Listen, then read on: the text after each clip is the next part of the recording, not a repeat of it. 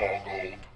Hello and welcome to another Smaulgld live stream. It is the 26th of May 2019 and it is a Sunday, so it is Solid Gold Sunday with Smaulgld, and we're going to talk exclusively about gold tonight.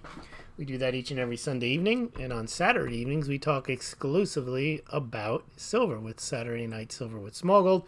Friday evenings is Friday Night Crypto with Smaulgld, which, by the way, we missed last Friday. And Monday is Muggin' for Life Monday with Smaulgld. So let's take a look now at the topic of the day, which is the importance of gold to nations and individuals. And we talk a lot about gold, we talk a lot about silver, and one of the things I think that needs to be put in perspective is when you get facts from a lot of these channels, they attach certain significance to them. And generally, if it's a pumper channel, they're going to give you a fact and tell you there's so much significance you need to attach to it, or they're going to give you a generality that makes it sound like something spectacular is happening. So tonight we're going to talk about central banks. When you hear central banks are buying gold hand over fist, what does that even mean? And again, we always talk about which central banks are buying gold, how much are they buying, why are they buying it, how much is it in comparison to the overall gold demand, the overall gold supply. They don't give you those facts. We're going to give you those tonight, but we're going to talk about the importance of gold in context of what the central banks have been doing. And really it comes down to, how does someone take a fact and, one, determine whether it's true, and two, what importance are you going to place on that fact? So you hear central banks are buying gold. That is all I need to know. No, again, you need to know more. You need to know why and so on. All right, let's take a look now. We've got some good facts for you tonight. And again, these facts are, to the best of my knowledge, correct. They come from the central banks themselves or from the World Gold Council. And these are going to represent what the central banks have. But why do central banks have gold? Why is gold valuable? Well, first of all, let's just determine that yes, central banks do buy gold. Central banks do hold gold. And why do they do it? Well, they do it because it's valuable. As Bernanke says, it is tradition, but there's a tradition. It's a monetary tradition. It's not just some type of flag waving. It is a monetary tradition. It is kept on the balance sheet. It means that the country's central bank has a certain value that they'll place on gold. It'll be kept in reserve.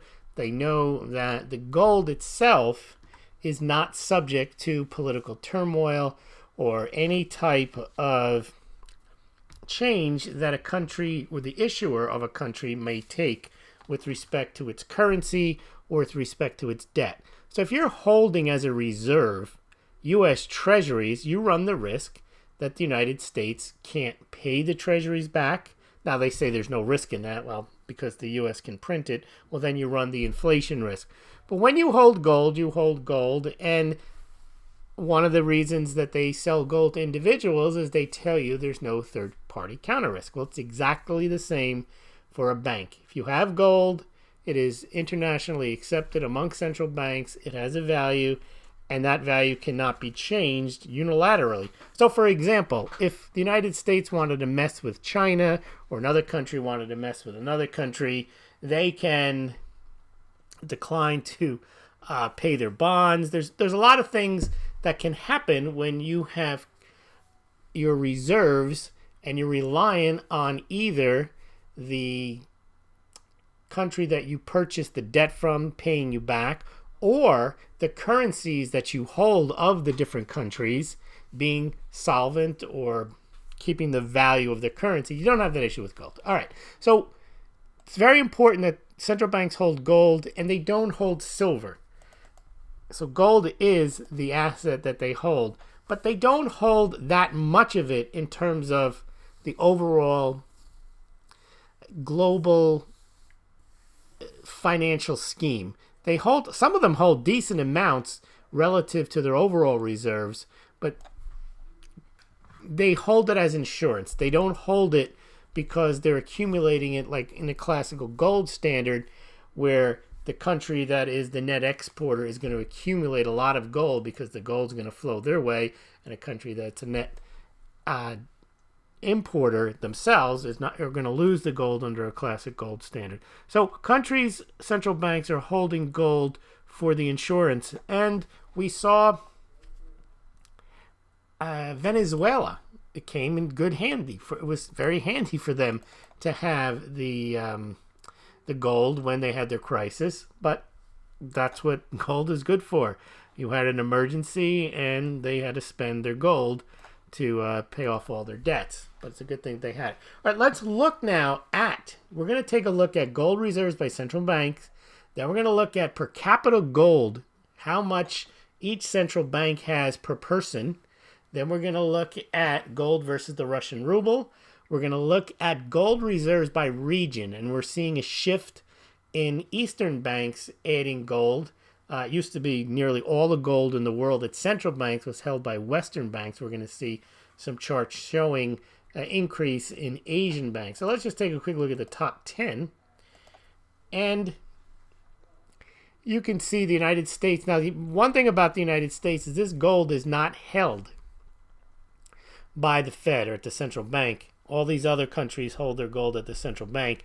U.S. holds theirs at the Treasury, and that's because the Fed is a distinct entity. It's not like any of the other central banks. We're not going to get into the structure of the Fed, but the U.S. has that 8,133 tons.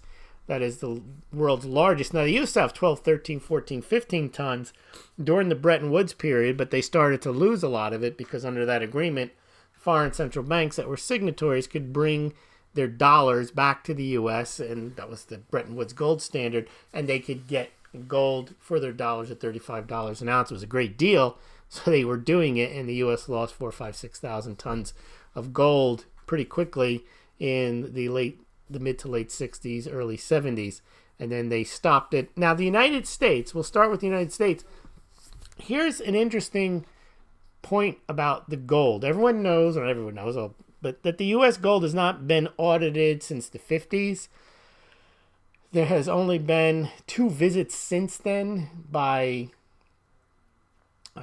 governmental officials. I think in the 70s, a group of Congress people went to Fort Knox to view the gold. I think Fort Knox is about 4,600 of the 8,100 tons of gold. And then just recently, Treasury Secretary Mnuchin went there. And there's all types of theories that there's no gold there. I don't believe any of that for a moment, just because they don't audit it. I'm going to tell you why. If you look at gold's importance to countries, now listen to what Russia's President Vladimir Putin said back in 2014. For us, Russia and China, it's important to deposit those gold and currency reserves in a rational, secure way. And we together think how to do that, keeping in mind the uneasy situation in global economy. All right, so clearly it's important to Russia. And their deputy chairman said, we are buying metal. We'll continue to pursue this course. This is a course of asset diversification in a situation when investing in securities or deposit remains risky.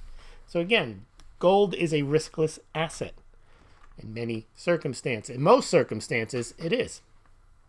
Now, compare that to the United States.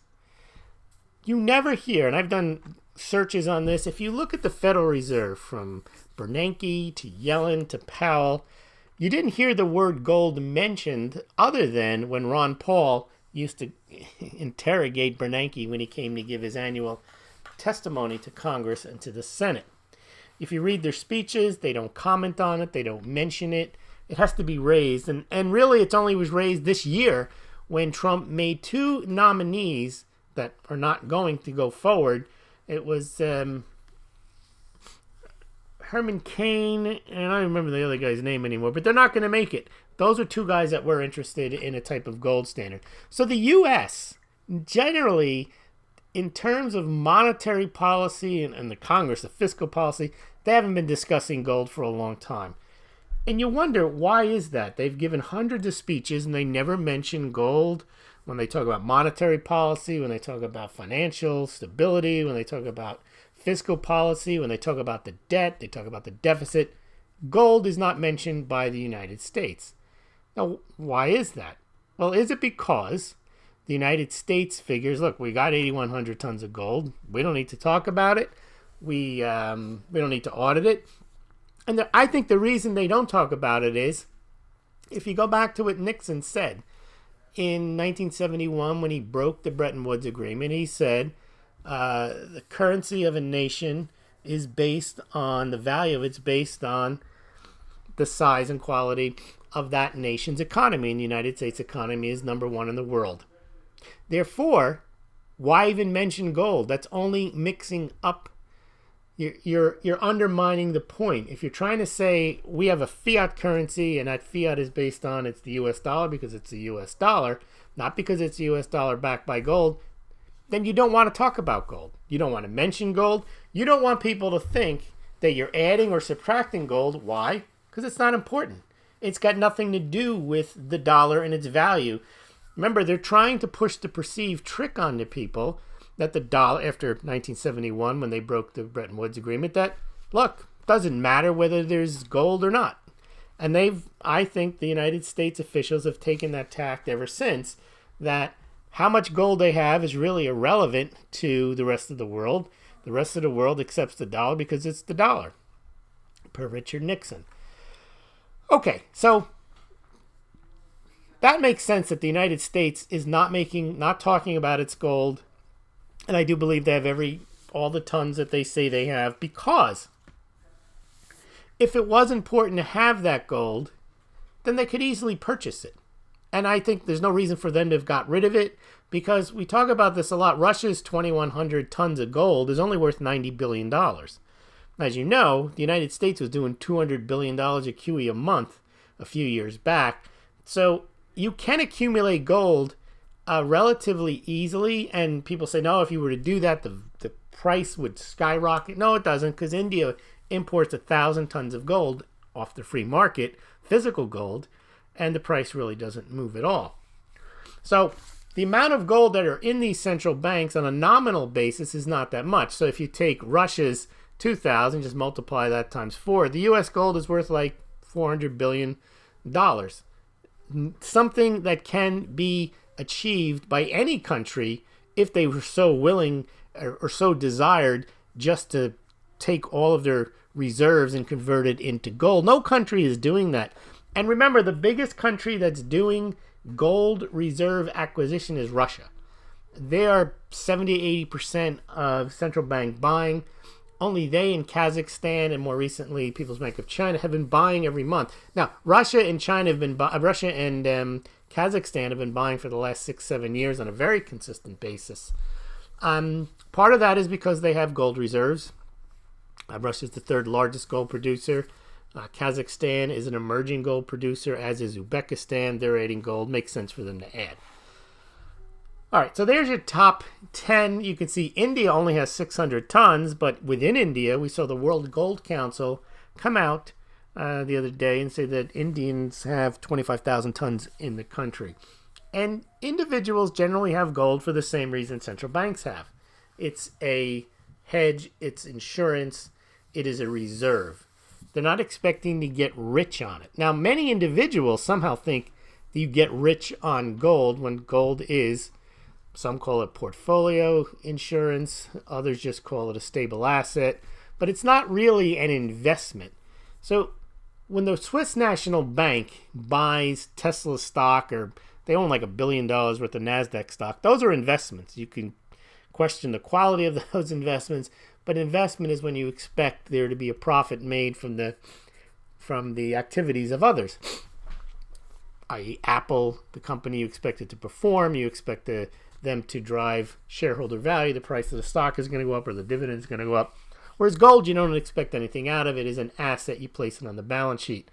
Now, if you look at Switzerland used to have 2,000 tons of gold. They only have 1,040. They sold about 60% of their gold in the early 2000s when they joined the IMF. So one of the things you have to keep in mind is the same reason the U.S. doesn't add gold to reserves is the same reason why Italy, France, Germany, IMF, Switzerland, Japan, Netherlands, Belgium, a lot of those countries, they don't add, United Kingdom, They don't add gold. In fact, the United Kingdom sold some gold in the early 2000s, like half of their gold, maybe more, because they're engaged in a central bank, I don't know if you want to call it a cabal, but they're engaged in a fiat system where what they count as reserves for the most part is they buy each other's debt, and they put that on the balance sheet, and they call that reserves, and that allows them all to conduct, quote, monetary policy. Monetary policy is a fancy name for printing money and issuing debt. Look at Japan. Japan's got the same 765 tons of gold for the longest period of time. What does Japan do as monetary policy? Prints yen and buys ETFs. It buys whatever it gets its hands on. It buys Japanese debt. Switzerland now doesn't buy gold. It prints francs and it buys NASDAQ stocks. France and Italy are basically not doing anything with respect to their gold because the ECB tells them you're not allowed to unless you talk to us. Germany actually sells 4 or 5 tons of gold a year to its own country to mint gold coins. So none of the Western banks are adding gold. Netherlands repatriated gold. We have a few countries like Germany, they repatriate. That just means they move it from a vault in the Bank of England or the Bank of France, Banque de France, or from the Federal Reserve. But that's different than adding gold. They're not doing that. But yet, they do hold on to it. So it's very important that they still consider it something to hold on to. But when you hear this, they are buying it hand over fist. That's not true. Russia is buying a lot of gold. But compared to, and we've seen this in other nights, compared to how much India imports, it's about a fifth of that. Kazakhstan, it's 4 or 5 tons a month. It's significant for Kazakhstan because now half of their reserves are in gold. So it's very important to nations to have this stability, but also more important to them is they're busy conducting their monetary policy in fiat, in debt-based issuances. That's how they don't run their economies in a gold standard. The gold goes back and forth between the countries. That's not the way the financial system is set up right now. So it's similar to individuals. Right now, what individuals could do is they could park their gold in a vault and get on with their life and play the fiat game. They can buy overvalued stocks. They can buy cryptocurrencies, and knowing that this might not last, this might not work, and they'll have their gold in reserve. Similar to what central banks do, but there's no way that the central banks have enough gold to cover, at least at current prices, all the shenanigans that go on. If there was a debt crisis and debts couldn't be paid, you're talking trillions, and you're only talking billions of dollars worth of gold. Now, some say, well, if there's an issue, then they just reset the price of gold. But you're talking about a real mess there. So that's why I think they don't buy that much. They're not really, they don't want to, see, because buying gold in itself is a signal that you're undermining your own system. That's why the Western banks don't do it. Russia does it because what do they care? They don't trade with the United States. They are under sanctions. Iran, they can't necessarily use the SWIFT system. Same with China. China also is hesitant, I think, for the People's Bank of China to add gold. I think the Chinese government may add gold and put it into subsidiary banks, other state-owned banks, sovereign wealth funds, but they keep it out of the People's Bank of China. So they have less than 200 tons. All right, now let's see, how does that translate, though, per person? This is a very interesting... Well, let me give you the rest of the top 20. That was the top 10. You can see Uzbekistan and Kazakhstan moving up. And these are countries that really are... They're not small geographically, but they're tiny economically. And in fact, if you look at them, both of them have more gold than Saudi Arabia and the United Kingdom, despite the fact that the United Kingdom and Saudi Arabia have massive paper wealth within their borders. Kazakhstan and Uzbekistan are tiny, and that represents for Kazakhstan half of the reserves that they have. Now you can see down the list Austria, Belgium. Again, Austria and Belgium, they haven't added any gold. Turkey buys and sells, but Turkey has a real issue with their currency. Portugal also hasn't moved. Taiwan hasn't moved. India hasn't moved. ECB. None of the Western banks are adding gold at all. The big movement, really the only one that's moving on a significant level, is Russia. We've seen one-off purchases in Poland, Hungary, Turkey. I'm trying to think of the other ones that made a few purchases, but we're not seeing the sustained buying like we are in Kazakhstan and Russia. And again, they are major gold producers.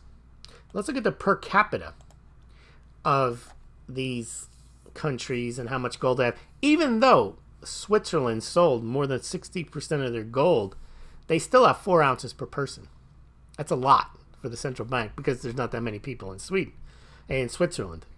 Lebanon, I don't know why Lebanon, I've never researched this, but Lebanon has a decent stash of gold and they don't have that many people. So they've got the second largest, it's very shocking, second largest amount of gold per person by central bank. Italy and France, we understand, and Germany, those are countries that have big gold hoards, and they all have, I think Italy's got like 55, 60 million people, France a little more than that, and then Germany probably with the unification, probably 80 million. And you could see they have about an ounce of gold each. The United States, even though it has the most gold of any country, only has less than an ounce each per person. Kazakhstan has a half an ounce per person, and Saudi Arabia 0.32. But let's look at the world. If you add it all up, here we go. All right, so Switzerland has the most gold per capita with nearly 4 ounces. There's 8 countries that have at least 1 ounce of gold per person. But the big ones, United States, China, Russia, do not have an ounce of gold per person, mainly because they have larger populations.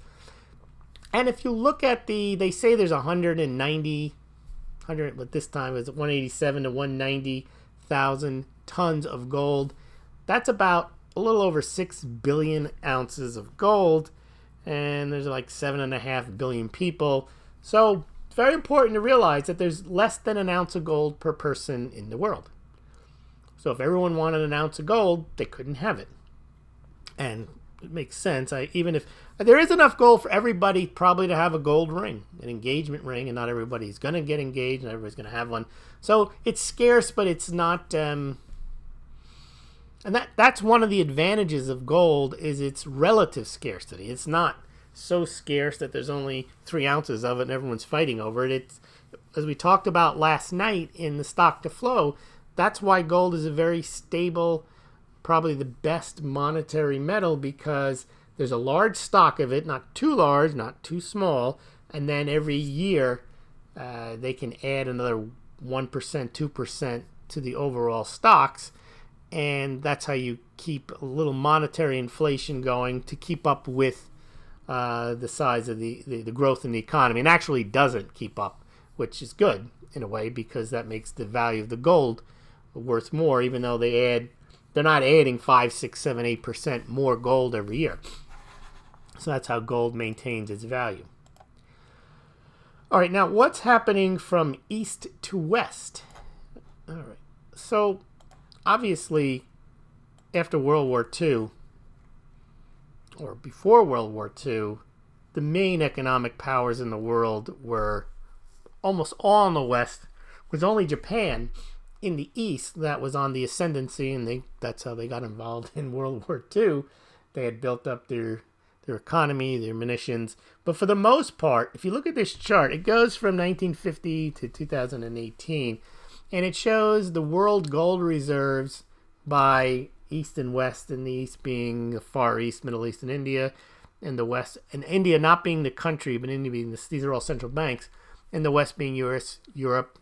The way Nick has done this chart here is they've included Japan, Australia, Canada, Africa, South America. The bulk of the gold reserves in the world from 1960 to 1970 were almost exclusively held in Western central banks as defined above. It doesn't mean there wasn't a lot of gold in China and India. There was, but it wasn't at a central bank. But you can see over time, as those countries become richer, they've started to add gold, and that's where the red starts to get a bit more. And let me show you now it gets more substantial, but let me show you the percentage that represents. This chart's a little better. This just shows the total amount of gold that's held by central banks, and you can see it peaked in the 60s. It is moving up as a result of gold buying starting at the financial crisis. You can see that inflection point around 2008 where central banks are buying gold. That is all you need to know. You can see that moving up, but not to the same levels as we had in 1990, because for a period of time after Bretton Woods, there was a sell-off. You can see from the 70s, and the 80s and 90s, all the way to 2008, central banks were jettisoning gold. They were tossing it overboard, even as in the aggregate. However, the red line represents the percentage of gold held by Asian central banks. If you go to the far left, you can see it's like 3%, and currently it's about 25%. Although it's moved up there. So even though the overall gold stocks, gold reserves of central banks have gone down, the Asian central banks have increased. So their percentage increase has moved up to about 25%. A lot of that's China. What else do we have on that? I think, nope, that's it for that. Let me just show you the other thing about when a country buys gold or adds gold to reserves. There's a lot of misconceptions that they're doing it to back their currency. They're not. They're doing it to improve the reserve position.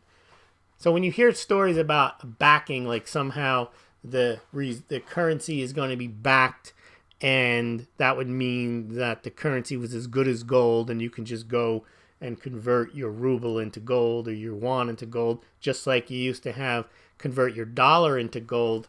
That's not going to happen. That would be foolish for any country to back their currency with gold and invite the world to come and just raid their gold. What does make sense, and we talked about this the other night, there's talk, but it probably won't happen, but where Russia was saying they were looking into perhaps doing a gold-backed cryptocurrency. Now, that wouldn't be the gold-backed ruble. What they mean is that if they wanted to make payments and they didn't want to use the dollar and their counterparty didn't want to take rubles, what they could do is just a cryptocurrency backed by gold, which would be just an updated version of a gold trade note. And they'd say, look, we'll trade in gold. But rather than shifting the pallets of gold over the oceans, we'll just trade the gold cryptocurrency. So that's how you can back a currency like a cryptocurrency. Or you can do like what Kazakhstan is doing. You can put 50, 60, 70, 80, even 100% of your country's reserves in gold. That doesn't mean really that your currency is backed by gold. It means that you have a certain amount of gold in your coffers that you can use to defend or to pay debts or whatever you need it for. But if you look here, this is a perfect illustration. Russia's been adding gold faster than any other country. Lots of gold. They've added 1,000 tons in the last 5 years. And the ruble is not improving at all. Because the amount of gold that a country has, or that a central bank has, really has no impact on that country's value of its currency. And you can see gold has been rising against the ruble, even though the ruble is getting more and more backed by gold. Not only is it getting more backed on a percentage basis, but Russia is actually improving its overall reserve position. So they're increasing their reserves across the board. They're adding currency reserves. They're adding gold reserves. And Kazakhstan, as we mentioned, has 50% gold reserves almost now, and their currency has done nothing but go down. Whereas a country like Switzerland sold 60% of its gold and still tries to keep its currency weak by selling francs. And then also Canada sold all its gold, and its currency is actually one of the stronger currencies and has the AAA rating among sovereign nations. The United States does it as double A from the rating agency. So gold does not impact a country's rating or a country's value of its currency. But countries will hold it because Venezuela is a great example of, if they hadn't had that, I mean, look at, they had their own, it protected them against their own currency, which just, or in their own profligacy. So it's the same with China. When people say China is smart, they are buying gold. They know, no, China is no smarter than anyone else. They are profligate. They are printing yuan. They just happen to buy gold. Makes sense, but they're not buying gold. There's no way the amount of gold that they've added comes anywhere near cover of all the yuan that they've printed. So it's important to keep in mind that central banks buy gold, why they buy gold, what impact it has, and it makes the most sense for Russia. I mean, and that's why Russia is the country that's bought the most, because they're under sanctions, they are de-dollarizing, they have no trade with the United States, they have a gold mine in their backyard, and they have a weak currency. So, and they're trying to build the reserves. What better asset to add to reserves than gold? And they'll continue to do so. But that doesn't mean that the Russian ruble is going to become a powerhouse currency or is going to be backed by gold. Now, we may see that crypto, but I doubt it, because what Elvira, like Never Balloonia, whatever her name is, the head of the central bank there, was saying is it's more important to use national currencies. So even Russia is on this fiat kick here. They're all trying to recognize each other's currency while protecting themselves against the profligacy of themselves or the other countries. What they really want to do is trade amongst themselves in their own currencies. And that makes sense because all these countries, and Russia is probably one of the few that doesn't do, but all these countries, their monetary policies are based on issuing more debt and stimulating the economy either through monetary or fiscal policy. So gold actually protects them against that profligacy of the other countries and of themselves, but no country is accumulating gold in order to institute a gold-backed domestic currency. Now, some people are asking, well, what about the reset? What about the reset? Well, there's no timetable. There's no one's talking about that other than gold pumpers, because they obviously want the reset to happen. They want everything to collapse, and then they think that all the countries will just get together and realize, oh my goodness, we're going to have to do a gold standard because otherwise no one will have confidence in this. The problem I have with that theory is that the average person doesn't have confidence in gold the way they had confidence in gold 50 to 100 years ago. And you see it, and I like to use the Mark Dice example, is if Mark Dice tries to hand out a chocolate bar or gold bar, where he tries to sell a $50 Canadian Maple Leaf face value 1 ounce gold coin and for $50, and no one will take it. So the confidence in the average person in gold or silver doesn't exist.